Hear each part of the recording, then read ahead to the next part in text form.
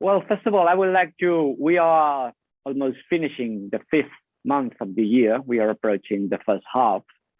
And I would like you to give us your impression about how the year is going for the agency, how the creative output has developed, there has been any highlights that you would like to comment. And also, I would be very interested if you would talk a little bit about how do you see clients, how do you see them, their attitudes, their worries, what are they most interested about, what are the challenges they feel are the most urgent now for them. In Cannes, you mean?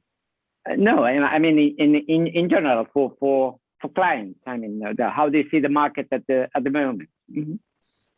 Okay, so basically, I think one thing that happened after the COVID is that the communication went much more topical. So, it's no more about the brand strategies, but it's about how brands actually can be relevant in society. So that is the big shift that happened. Mm-hmm. So today, brands need to find a way to be relevant in society, into in the culture, and that was the big shift that happened after the lockdown. Mm-hmm. So you remember, there was a time where actually all the strategies were about how actually brands could be relevant in people's life. Mm-hmm. Today it's all about how brands can be relevant in society, and it's a big shift. Like Black Lives Matter, the war, the pandemic, how brands can play a role in society is the main question, is the most important thing today. Mm-hmm. And that's a big, it's a big difference with respect to the past. Mm-hmm. And do you think clients are approaching this in a proper way, or is there some kind of artificial ways of looking for a cause or something or a purpose that must be attractive they think they should be attractive for people, but perhaps it's not very well related to the company itself or to the brand itself? Yeah, of course, there are a lot of brands, obviously, because this is a big trend, that a lot of brands that are behaving opportunistic, but people actually realize that. So it's very important that the brand stays within its territory. It doesn't go, on territory that it never touched just for the sake to be relevant. So obviously, brands have to find the balance between what they can say and what they cannot say. Consistency is very important. So, for example, equal gender is always been like, for example, a value owned by Nike. So it's not something new. So the way actually they portray they do it in a very consistent way, and actually resonates in the brand DNA. Okay. And our clients also worried about, I don't know, you feel them worried about the geopolitical situation with the war and inflation, the economic pressures and so on? Absolutely. But yeah, this is also the economical part. And people, obviously, people are very conscious and check, especially on Google, on social media, if brands are consistent between what they say and what they do. So, communication and actually acts. So, for example, there being brands that they've been claiming or trying to actually to fight the war, but then they're being accused not actually to take out all their business from Russia, So, companies and brands now are overlapping. And people look at both sides, the business part and the communication part. So consistency, again, is the most important thing. Otherwise, it creates backlash, Otherwise, people criticize, you're claiming this, but then you act differently. And it's happened more and more often. A lot of brands are actually having backlash because people are checking what actually these companies are doing for real. Usually, I would like you to, talking about this, is the Italian people, Italian citizens, very much aware of these things? They are prepared to to say to brands, hey, you're not behaving properly, you're saying one thing or not? Does a kind of movement, a relevant movement in that sense in Italy? Absolutely, yes. You know, in particular, not only in Italy, but all over Europe, Yeah. I see that, you know, there is a lot of sensitiveness on this. So people are very, you know, they look very deeply into this because the war is very close to Europe. You know, in the past, when when these kind of issues were happening very far away from Europe, okay, we had our, you know, judgment, but we were not so involved. Now people feel very involved, so they judge and they look at what the brands are doing. So communication has to be a reflection of what companies do. You know, in the past, if you remember, you know, companies and brands were two completely separate things. Yeah. Now people read companies and brands the same way. So a company, you have to take care also on the communication part, on the PR part, not only on the brand sides. Okay. Do you think younger people are more sensitive about this thing, or the sensitiveness is to all ages group? It's spread out, but obviously young people are more cultural. You know, they're used to it, so you know they're much more acknowledged in that sense. So and they are a little bit more cynical, so they always check what companies do. So today, you know, especially for Gen Z, you know, what brands and companies do is more important of what they claim. Yeah, of course. Okay, well, now let's talk a little bit about you. Now, you are the Chief Creative Officer of Publicis worldwide, and I would like you to explain a little how do you approach this job, because being a worldwide creative director looks like difficult or almost impossible.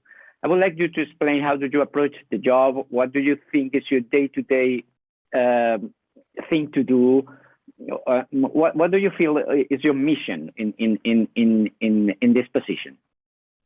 Well, you know, checking all the work obviously is impossible, and especially today makes no sense. It's more important. I try to do two things. One is to set up agencies in a way that they can be successful, creative-wise. You know, I try to give as much power as possible to the creative leaders. In the past, you know, I'm talking about 20 years ago. The creative leader was more or less at the same level of the CEO of the company, of the agency, let's say.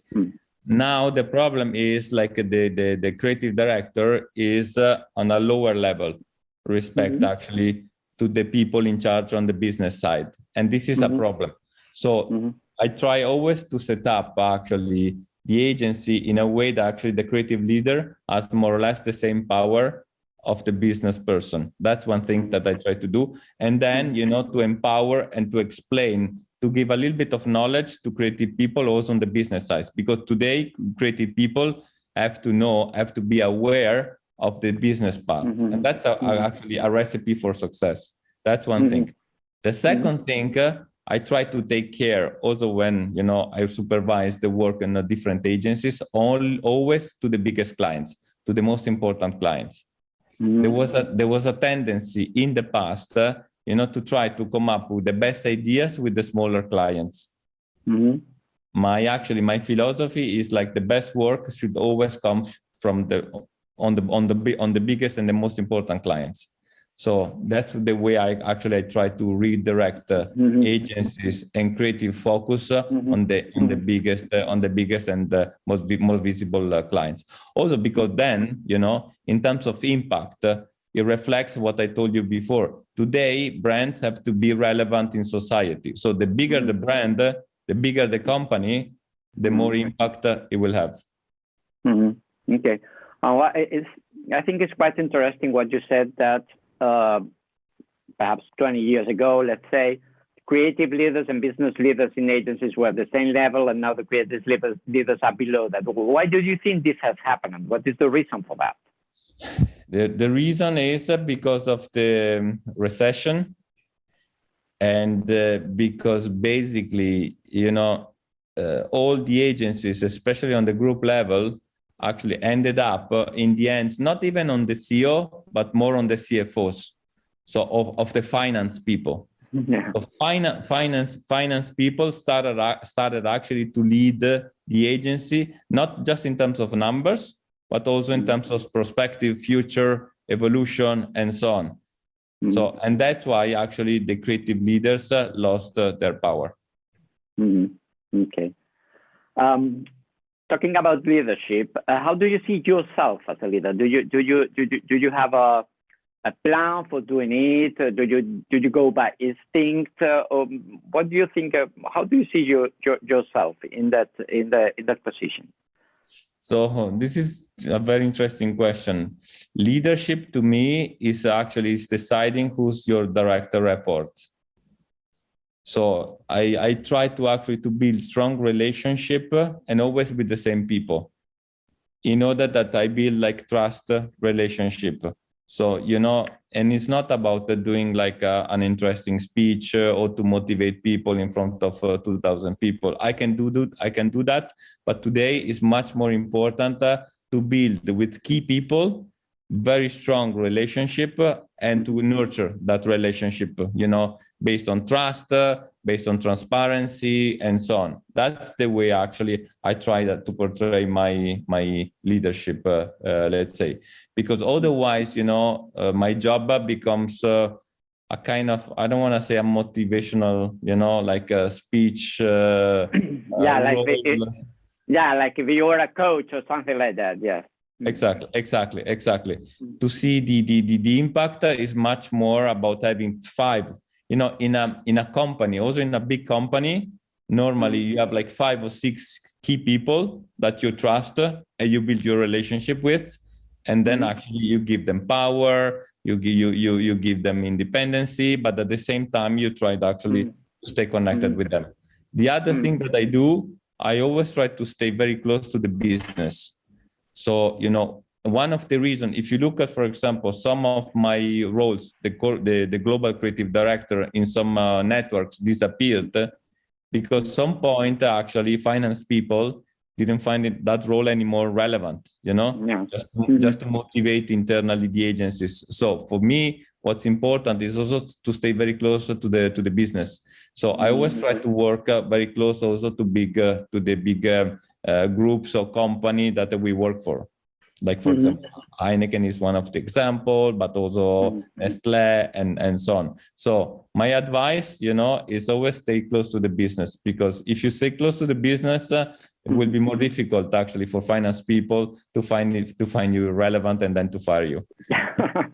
That's a kind of armor, a kind of to protect yourself against the numbers people. That's a good idea. Exactly. That's interesting. Okay, Bruno. Well, let's change the subject a little. Of course, you're Italian, no doubt about it. And Italy is, of course, is a country that has made an enormous contribution almost since the beginning of time, since the beginning of history of humanity, to the arts, to design, to literature, to music, to anything. I mean, the aesthetics of the world is better because of Italy. Yeah. But Italy is not, at least from outside, a big advertising country. It seems not to have a very deep advertising culture like, let's say, UK, the States, or the Netherlands, or whatever. Why do you think that's the reason? Why do you think advertising is not so important and so relevant in Italy as in other countries? This is a very good question, actually, and it's related to the culture of a population. It's related also to history.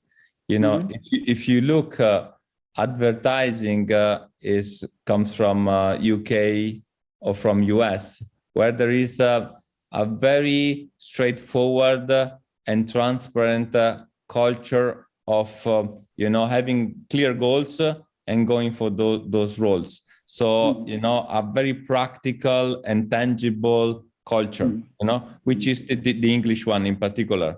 So Italy, you know, for the way actually Italy was invaded, but by so many, different populations, like the Germans, the French ones, and so on. So actually, Italians and Spain too. Spain as well. So actually, Italians manage actually to survive, and to not to be so transparent, let's say, and to be, So if you look at that also in terms of art, Italy was fantastic when they were like a very clear owner, and giving the money to the artist and let them free. So this freedom a little bit, disappeared culturally because Italians always try to survive. And that's the problem of actually the Italian culture. And that's why, sometimes art or communication and advertising cannot have compromises. Let's say Italy, in a way, I'm going to the excess, has become like a culture of compromise, which is not helping advertising or communication. But I think things are getting better and better. In particular, cities like Milan are becoming more international. So, it's becoming more similar to Amsterdam, for example, where a lot of foreigner people are coming. If you look, for example, how fashion is evolving, all these fashion brands are becoming more and more international. So I think that this will help Italy to become, let's say, less provincial and more international. It's interesting also that talking about this, how many wonderful brands, fashion brands are some of them, but how many wonderful brands Italy has developed. And there's not a correspondence between the greatness of the brands and the greatness of the advertising. The Italian brands seem to be greater than the Italian advertising. True. But you see, again, for example, because I started my career in New York, and and the mindset was, okay, let's get a Jewish copywriter and an Italian art director. That was the perfect combination. So actually, Italians were actually quite well known for being good art director. The copy part was a little bit the missing part. Okay, that's good. What do you talking about ideas and coming up with ideas, and you personally as a creative person that has to come up with ideas? Do you have a methodology? Do you have a way of working? Do you have a routine? Do you have something that you ever do for when you have to do this job, or if it just comes spontaneously, or you do not have a fixed method for working? No, my methodology is really based on strategy. So I try to become a kind of a strategic creative. So I really deep dive into strategy. So the way actually I approach brands, I always try to work with for love brands that actually resonate in culture, that are relevant for people. And I try also to always to deep dive into this strategy first. So to me, the first part and the most important part is to understand the strategy, to change the strategy, to make the strategy more relevant. And then from that, I can start developing creativity. But, the most important part, and where I put all my effort, let's say, is on the strategy. Normally, I divide two types of creatives: the strategic creatives, and the creatives that are really good in the touch points. So I also when I work with creatives, I always try to understand if a creative is more strategic or is more into the touch points. If it's more of a planner or of a pure creator. Yes. And today the creative planners, let's say the creatives that have also this planning attitude are really good in facing clients, because with a client today you need to resonate and to explain and to justify creativity related to the strategy. Okay, that's interesting. You have been quoted, Bruno, as saying, I'm going to read it, big ideas are only good for winning pitches. What do you mean by that? is exactly, you know, is what it was. So basically, the big idea, you know, is something that actually can impress a client, but it's never what actually consumer will see. So, you know, a big idea to me, it's just a way to impress a client, to win a pitch, and so on. In reality, you need to separate the strategic idea, so the idea that's all related to, you know, the brand positioning and so on.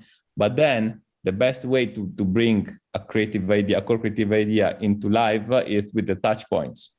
Can be an outdoor, can be an activation, can be a film, can be whatsoever, you know. But when you have like the big idea and then you try to declinate, to, you know, to decline the big idea into the touch points, it becomes always weaker.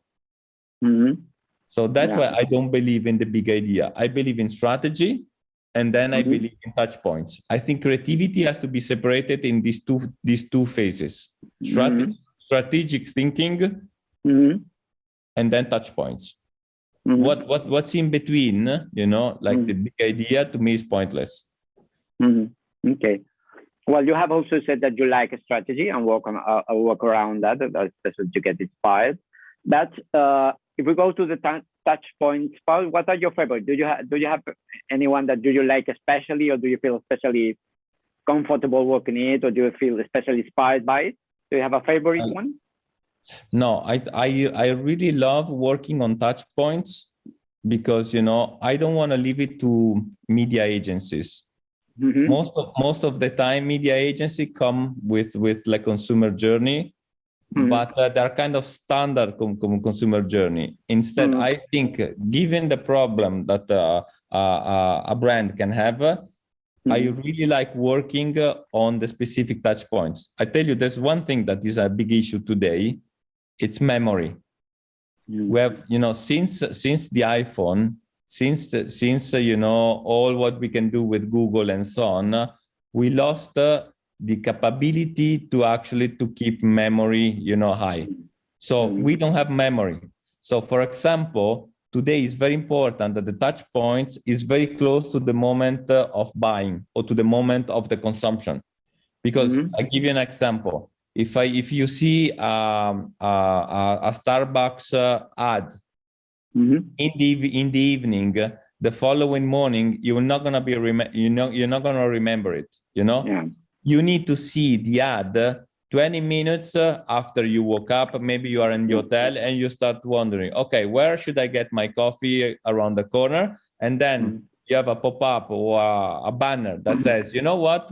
Your favorite cappuccino is 2 blocks away from here, and that's a relevant touch point. So memory is infecting a lot of communication, and we need to think touch points to stay as close as possible to the moment of consumption.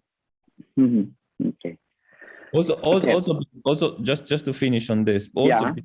Today, people, you know, don't want to wait anymore.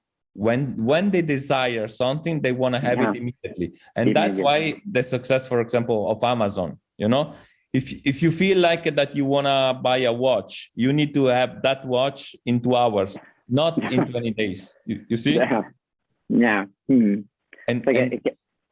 go on. Yeah, no, it's kind of a dangerous thing. I mean, this instant gratification all the time. Yes, but this is the way actually conversion happens today. This is the way we buy things today. So we need to buy things based on the impulse of desiring things. If the desire, you know, goes away, then you don't feel like buying the product anymore. Okay.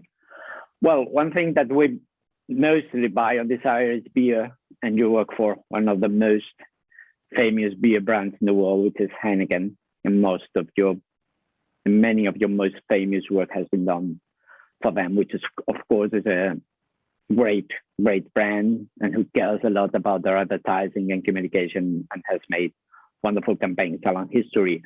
How do you see them as a brand? How do you see them as a client? What do you think of how's your relationship with them? What do you think are their virtues, and what did you enjoy working with such a brand and with such a client, with the people there? So what I like about Heineken, it is a family company. Mm-hmm. So there is still a family. It's a family-owned business, which means that is very personal. That is very based on on individual choices, and there is a DNA behind. There's a spirit that is still alive, which is the same spirit that Freddie Heineken had. And it's something that I really like because, I like also marketing. I like communication. I like working for brands like Heineken when it's still about human related, when it's about a little bit, how can I say, it's a little bit irrational, a little bit more emotional, It's not just based on numbers, decisions, like a committee taking decisions and so on, but it's still about actually personal choices, personal commitment, and a little bit of irrationality. That this is what I like. And then the other thing that I like about this brand is that this clever sense of humor that is that makes actually life a little bit more lighthearted, less heavy, let's say. And they're fun and they're daring. It's always nice to see the communication, and it must be a pleasure to work for them. Yes, it is because it's intelligent humor. It's not just jokes or wink, wink, nudge, nudge. There's always some intelligent humor behind. Well, you mentioned some minutes ago that you started your career in New York. Well, how did it came that you ended up in New York, and what are your memories from that time? So basically, I won a degree at the university, so I had the chance actually to go and work in New York with the J1, with the kind of it's similar to the green card. So I had all the facilitations actually to go there as a student. It was in the middle of the 90s, and that moment was when actually New York was getting back, and advertising was really at the top. So for me, it was like a candy shop, and there were all these agencies competing to each other. It was really, really glamour. What I found very interesting was actually the fact that it was the first time that there was I experienced a lot of different people working together. So coming from different markets, different genders, so we were so diverse in the agency that it was an incredible experience. And for me, that was the biggest lesson, that actually creativity always comes from diversity. The more diverse the people, the better actually the creativity. For example, I remember in my office, in the same room, we were 14 different nationalities. India, Pakistan, US, Canada, Italy, and so on, all together. That was to me the biggest lesson that I got, and also it's what I try to portray also in my agency today. I always try to combine different nationalities, different type of people, different background, because that helps a lot creativity. Okay, and how it came that you thought advertising was a good career for you when you were young, before going to university, or when was the point that you decided that advertising should be attractive or fun or interesting for you? Basically, at the beginning, I wanted to be a screenwriter. So I was studying actually screenwriting to become like a writer for cinema. And then they told me that I was not good enough. So they advised me to go to advertising. So advertising was like a second choice. So because in a screenwriter, you need to know the slang very well. You need to know all the little differences in the choice of the words and so on. So, and I was not that so sophisticated. So they told me advertising is a little bit simpler than cinema. So go there. And you have tried to do some screenwriting afterwards? Do you have tried to write something for cinema or for TV? No, I gave up. I was told that I was not good enough, so then I just put myself into advertising, and that's it. But the good, apart from the jokes, the good thing that today advertising is no more like 30 seconds commercial. It's about creating content. It's really similar, to TV series writing. So you need to have a lot of knowledge in that. And actually, studying cinema helped me a lot. And tell me about some cinema writers or directors that you like especially. So what are your favorites? I think there is a writer today that is really, really the best one. He's Adam McKay, and he's an American writer. He's the one actually who shot the film Don't Look Up. Or, he is writing a lot of things. And now there's a new TV series that he wrote and he directed, which is about the Los Angeles Lakers, the basketball team. It's called Winning Game. That is really, really good. But he is very clever and he's very modern. So for all the young creatives, I always recommend to watch what is done, what he's doing, all these films. So it's really, really good.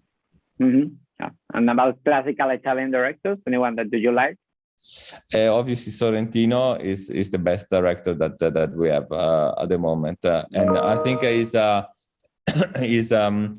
kind of he's a son of Fellini. So he's portraying the same kind of visual dream, surrealism, but with a touch of modernity. So he's really, really good. Yeah, it's great actually. Yeah. You just talked about young creatives, and I would like to question you about the attractiveness of advertising now for young people. If the industry is attracting the quantity or quality of young talent that it needs, or not, or is losing the game against other industries. It's completely losing the game in this moment. Completely losing the game. We made so many mistakes that we are not attractive anymore to the young generation, unfortunately. Plus also, since the lockdown, also, the fame that our advertising has in terms of working very hard, spending day and night in the office, doesn't make actually our industry more appealing for the young generation. They prefer to work in companies like a Google or so on, where actually also the quality of life is much more balanced. Okay. So, but this is one of the biggest issues that we're facing now. So how to be still attractive to the young generation. So we need to find new ways actually to become attractive again. For sure, we have to change the rules of the game. So it cannot be anymore about working day and nights and so on. We need to actually to help young people to follow their interests. So, for example, I don't know, a young creative can be better in, for example, long contents. Another one is more on the design. So we need to help them doing what they like. I learn a lot, also I always try to understand what a creative likes, and then actually to help him continue doing what he likes. It's very difficult today, to make people work on do things that they don't like. Yeah. And can creativity be is kind of a muscle that you can work on and put it in better shape to get better on it, or not? Do you have it or not? It can be trained? No, to me, creativity, it's all about training, exercising. So the talent, the pure talent, I would say is 10 or 15%. All the rest is training. I came from an agency in New York when my creative director was telling me that every day I should have come up with at least 10 ideas. Every day. So it's really like a muscle. You need to keep exercise. You need to keep your brain active and to work on more than just one brief at a time.